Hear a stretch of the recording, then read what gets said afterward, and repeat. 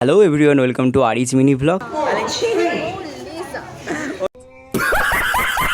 এদিকে রয়েছে আমি, আর এদিকে রয়েছে মধু, আর এদিকে রয়েছে রূপক।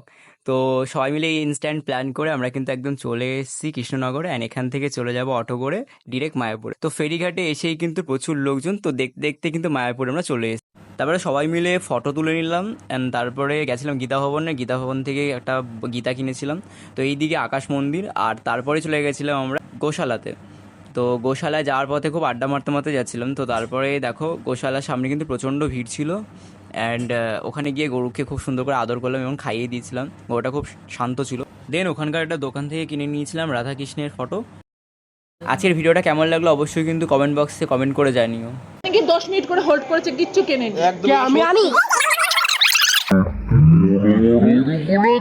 দেখতে গিয়ে রূপকে ফেটে হাতে চলে এসছে। পর্যন্ত ভালো লাগলে লাইক, কমেন্ট অ্যান্ড সাবস্ক্রাইব করে দিও। দেখা হচ্ছে